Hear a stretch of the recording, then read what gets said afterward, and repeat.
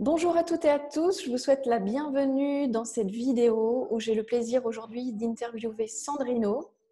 Bienvenue Sandrino. Merci, bienvenue. Bienvenue, bonjour Aurélie.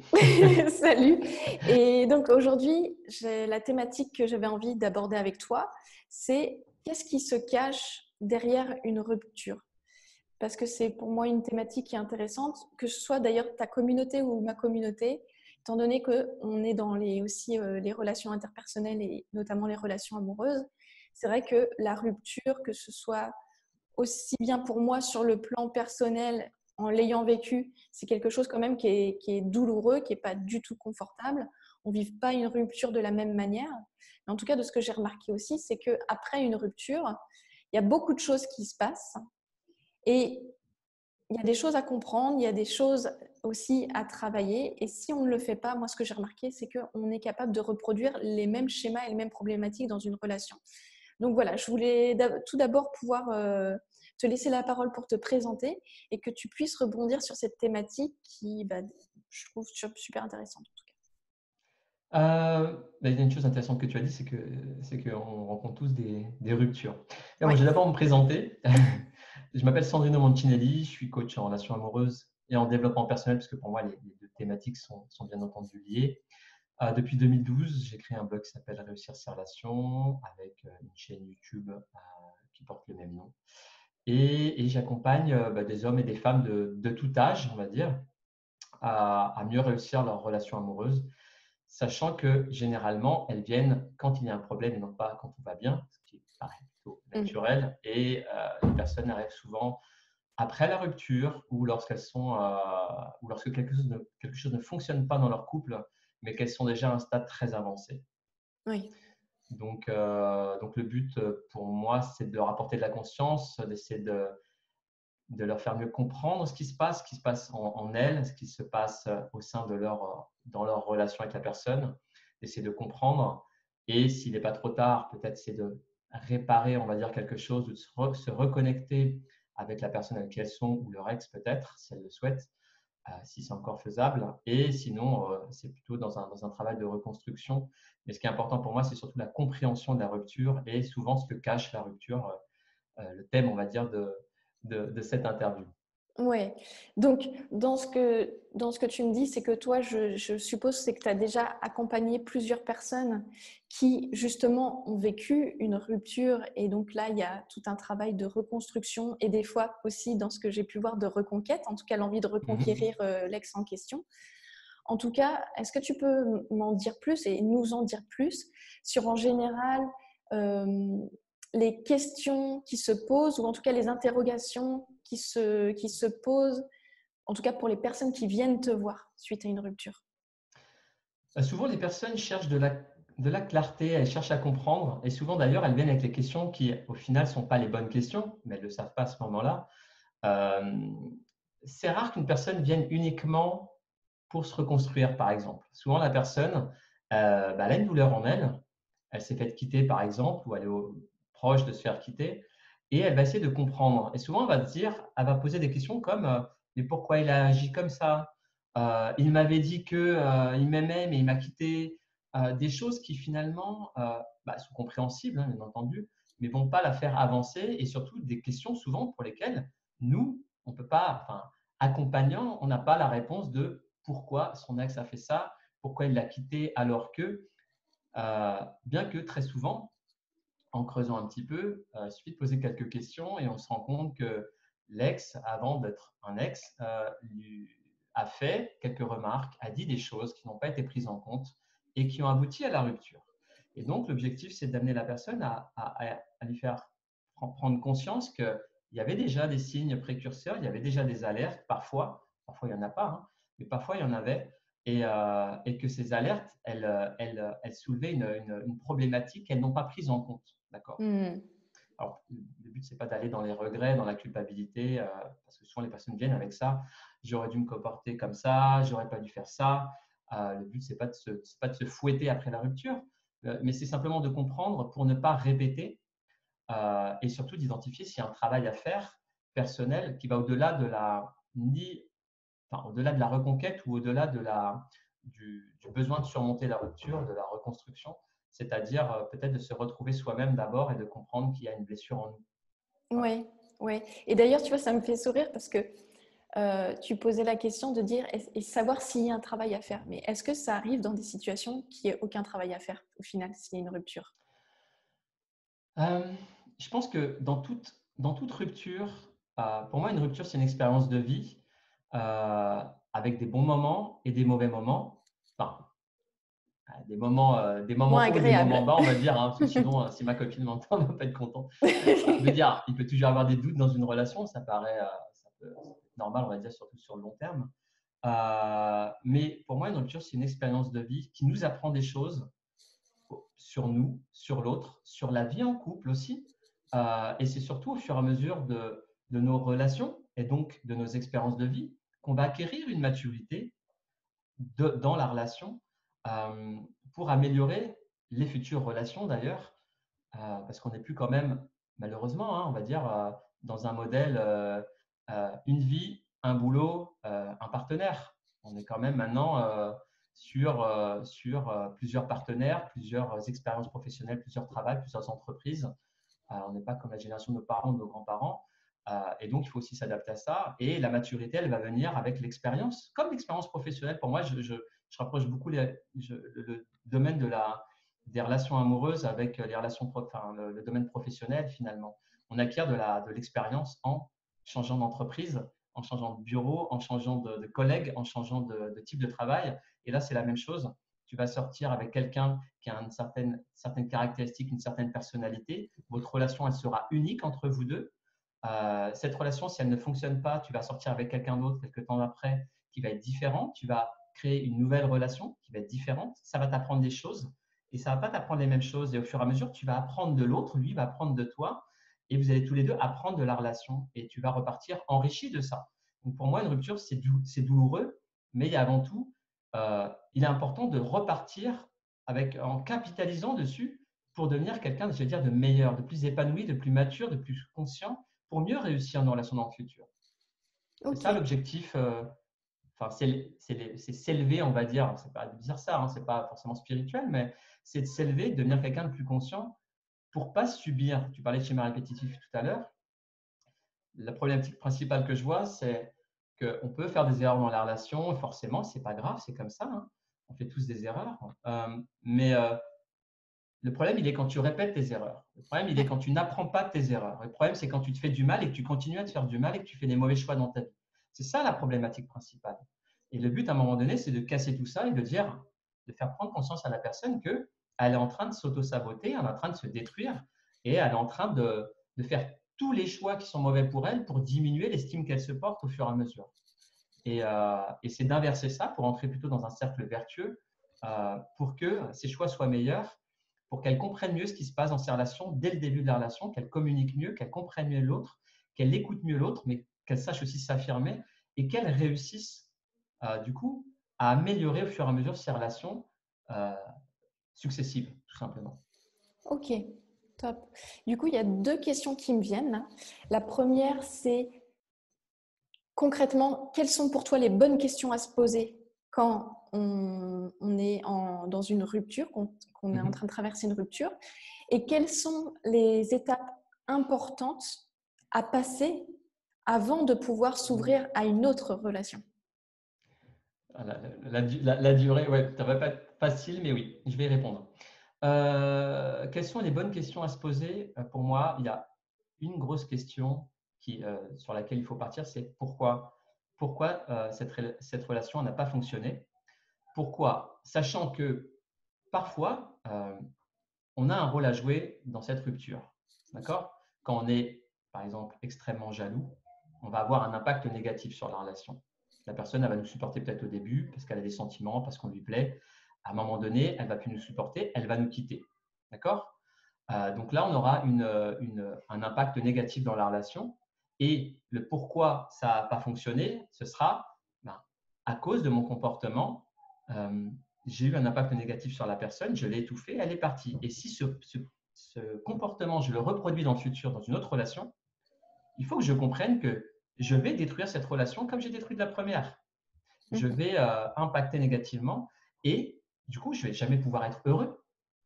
En fait, en impactant négativement la relation, je vais jamais pouvoir trouver l'équilibre. Je vais jamais pouvoir avoir une relation qui fonctionne sur long terme. Donc, c'est pourquoi il est là aussi. Il est là pour savoir si on a un rôle à jouer dans la rupture. Non pas, comme je disais tout à l'heure, pour se culpabiliser, parce que sinon, on ne va pas en ressortir avec quelque chose de concret, de positif et un plan d'action à effectuer dans notre vie, mais simplement pour savoir si on a un travail à effectuer. Donc, pourquoi ça n'a pas fonctionné? Est-ce que c'est vraiment dû à moi? Est-ce que c'est dû à l'autre? Est-ce que c'est dû aux deux? Est-ce que c'est simplement quelqu'un qui ne me correspond pas?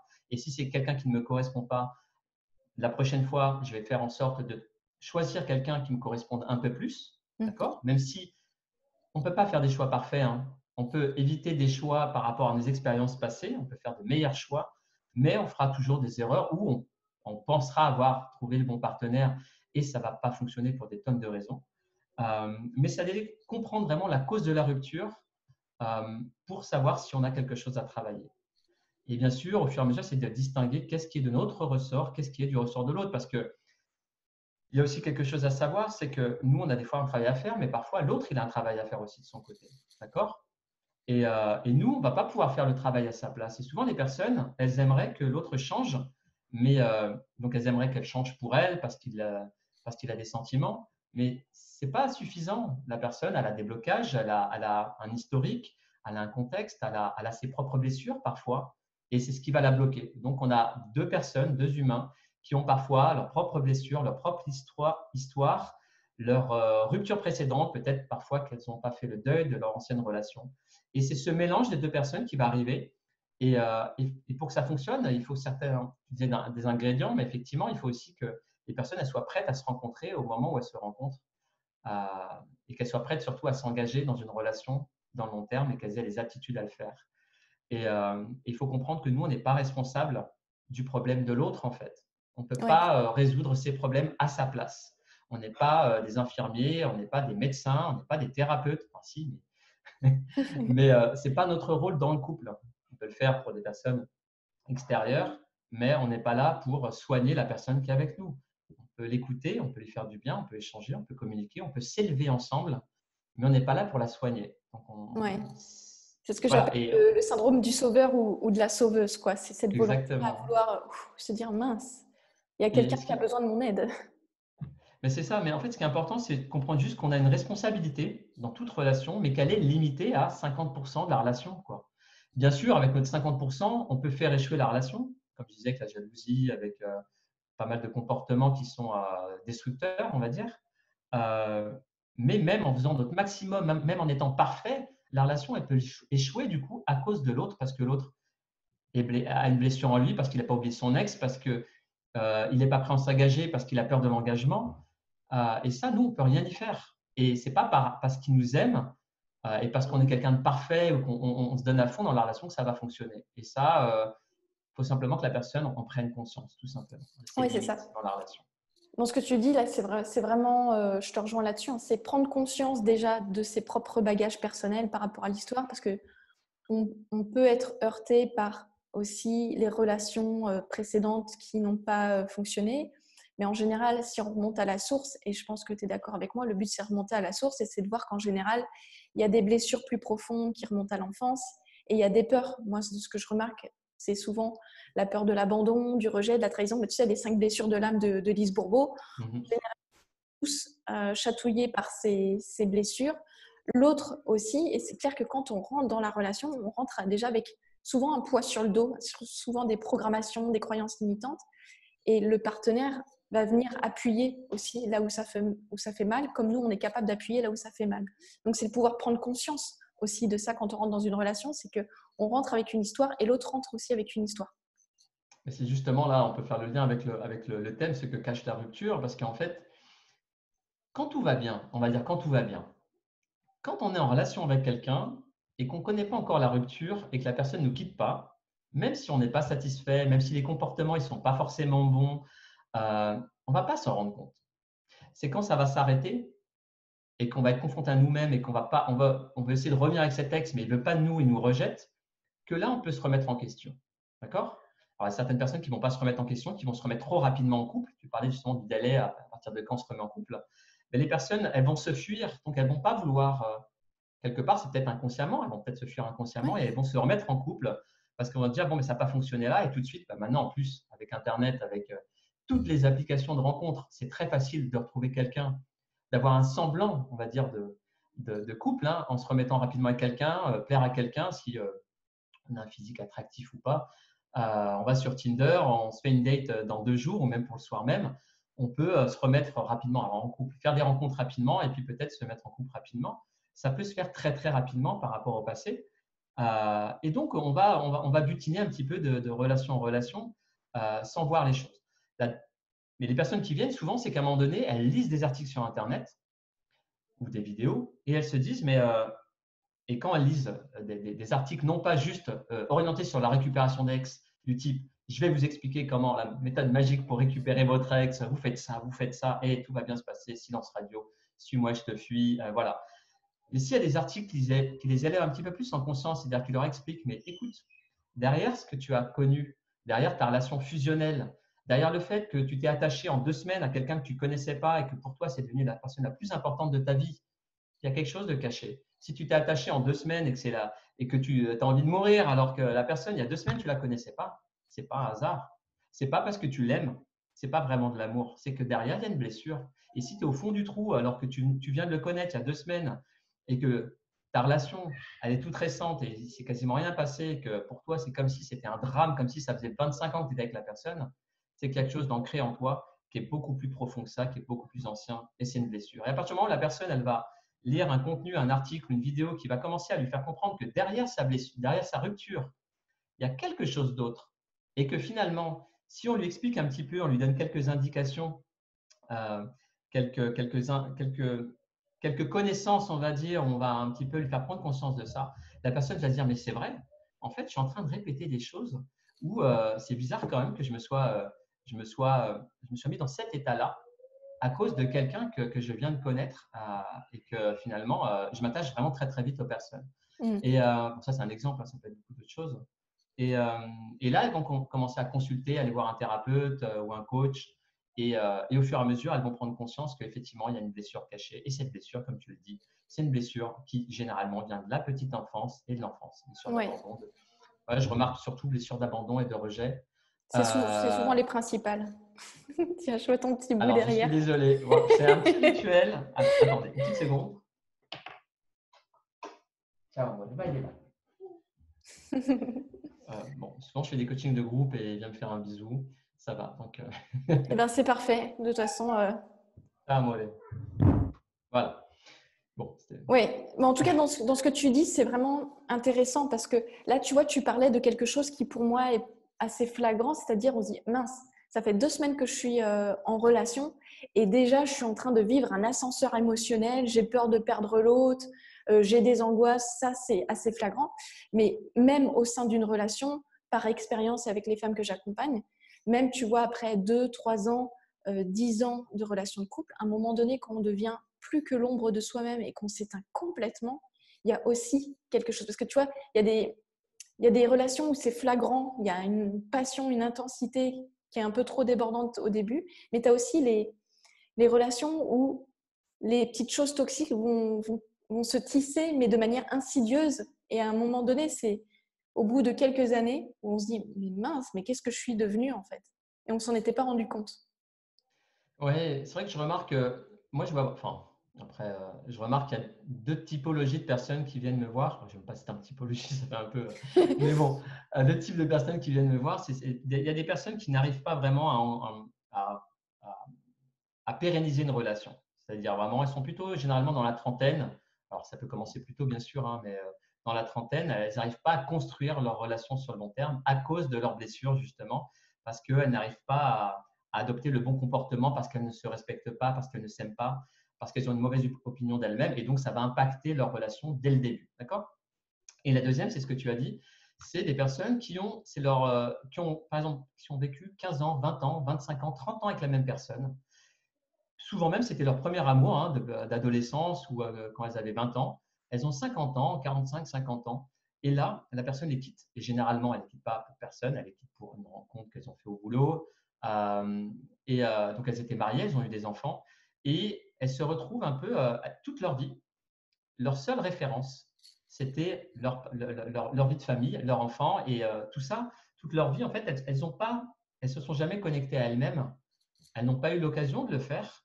Et c'est en se retrouvant seules qu'elles comprennent qu'en fait, il y a quelque chose en elles qui alors, la blessure, c'est normal hein, quand on se fait quitter au bout de 30 ans, bon, mais c'est logique aussi qu'on en Oui, souffre et qu'on soit blessé. Ça, bon, on ne va pas le remettre en question, hein. C'est indépendant des blessures d'enfance. Mais souvent, il y a des blessures, c'est là où ça vient révéler une blessure beaucoup plus profonde et qui est beaucoup plus ancienne et qu'on n'avait pas vu, que la personne n'avait pas vu jusqu'à présent parce que, entre guillemets, elle avait réussi sa vie. Elle était mariée, elle avait des enfants, elle a un boulot, enfin, ou pas, mais bon, elle avait une vie peut-être sociale. Mais tant que cette personne était en couple, tant qu'elle n'était pas quittée, même si parfois, des fois, le partenaire a trompé, enfin, où il y a des problèmes, ou que ça ne se passait pas forcément bien, que la personne n'était pas forcément heureuse, mais tant qu'elle n'est pas quittée, elle ne se rend pas compte de tout ce qu'il y a derrière. C'est une fois qu'elle est quittée, qu'elle se retrouve seule face à soi-même, qu'elle se rend compte qu'il y avait autre chose en plus. Donc, il y a la blessure d'abord de la rupture, et après, elle va prendre conscience qu'il y a aussi parfois autre chose derrière cette rupture et qu'elle ne s'est jamais écoutée, qu'elle n'a jamais pris soin d'elle, qu'elle s'est toujours donnée complètement pour son mari ou sa femme et ses enfants, et qu'elle s'est oubliée dans la relation.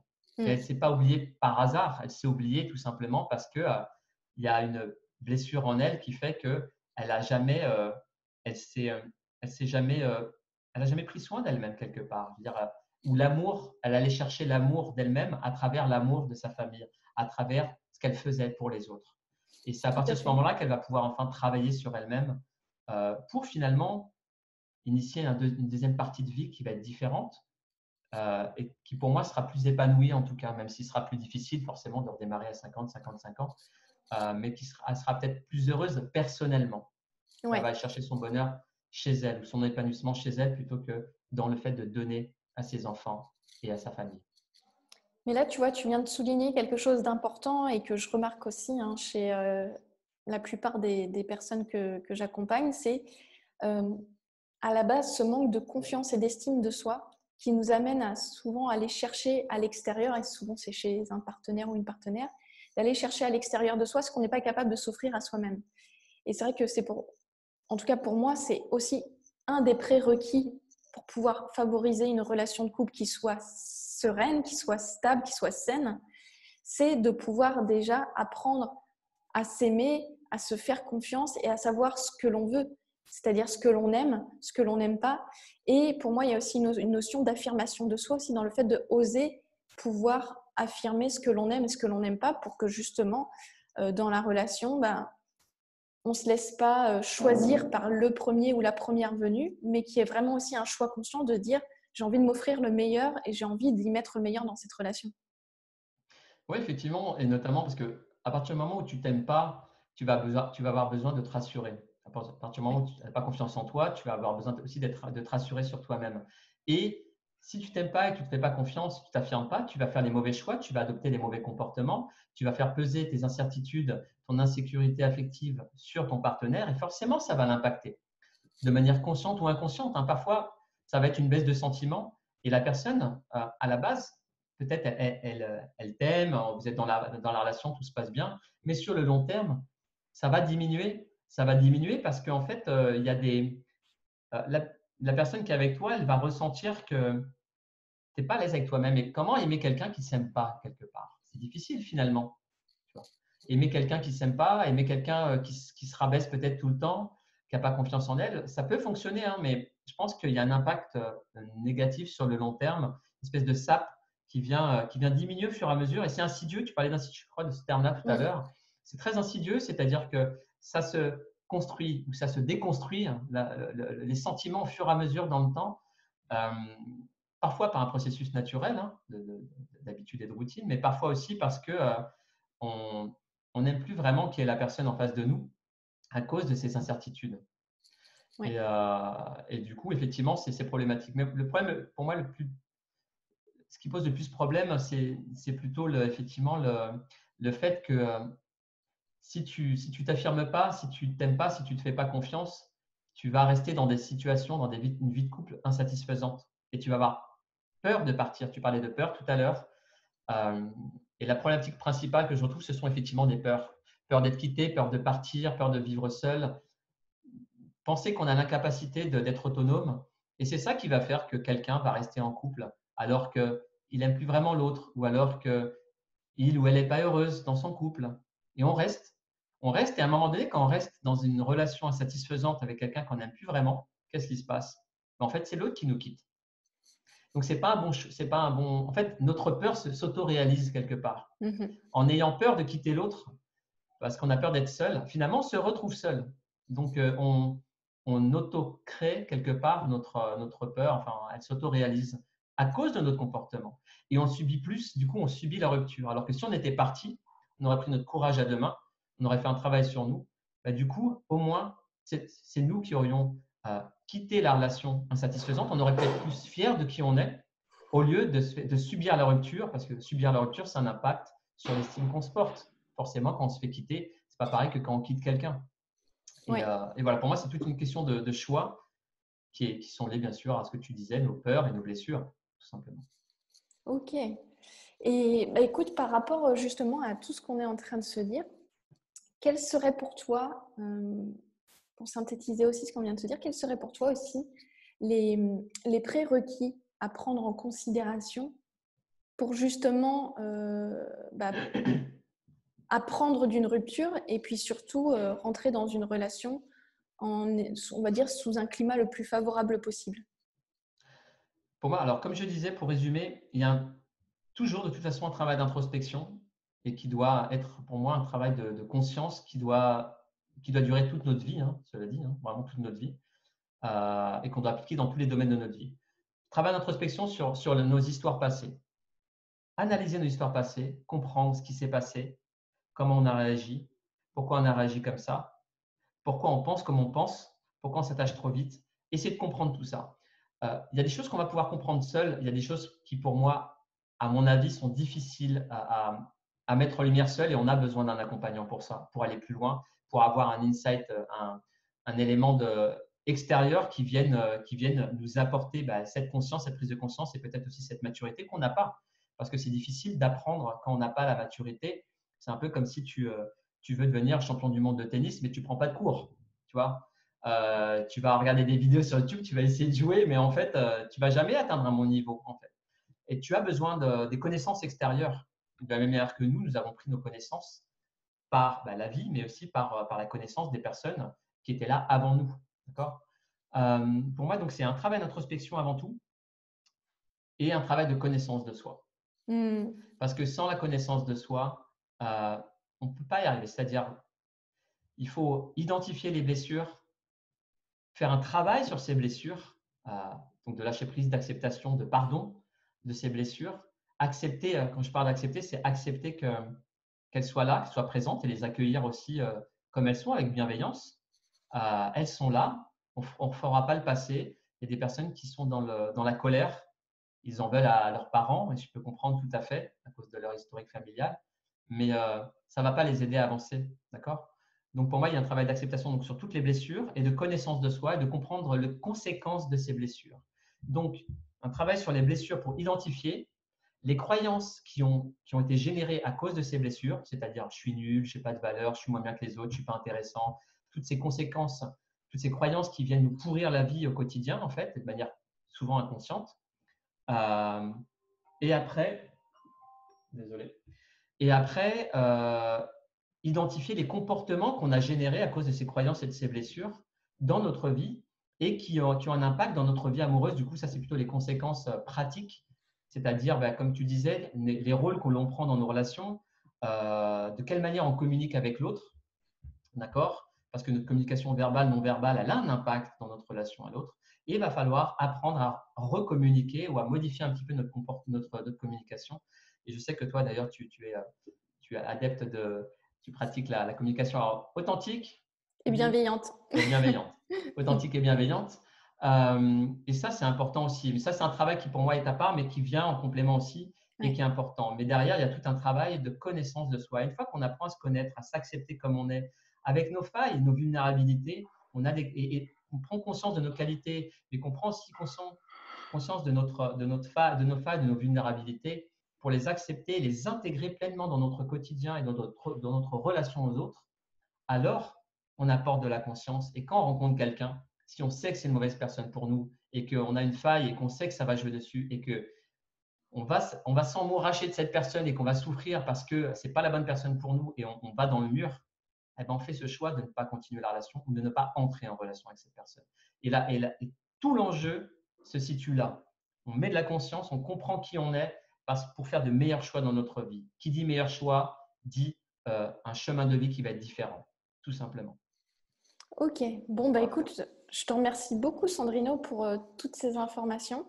Ce que je propose de toute façon aux personnes là, qui vont regarder cette interview, c'est de mettre en lien sous la vidéo tes coordonnées pour qu'elles puissent aussi découvrir ta chaîne, parce que voilà, je sais que tu as une chaîne aussi qui est bien développée avec plein de vidéos justement qui parlent de la rupture, des ex-relations, mais aussi comment nourrir la relation, c'est bien ça? Oui, oui, bon là dernièrement ce sont des vidéos sur les ex parce que c'est ce qui est très demandé. Alors j'essaie d'apporter un regard, j'essaie de prendre des sujets qui reviennent, qui sont pas forcément bons pour moi comme question à se poser, et je les retourne un petit peu à l'envers pour apporter de la conscience dans ces questions qui, à mon avis, sont pas forcément bonnes à la base.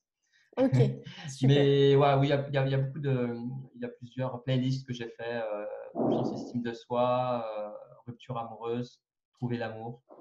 Et puis voilà, enfin, voilà, ils sont classés par thème. Ok, Et voilà, une centaine super. de vidéos, je crois.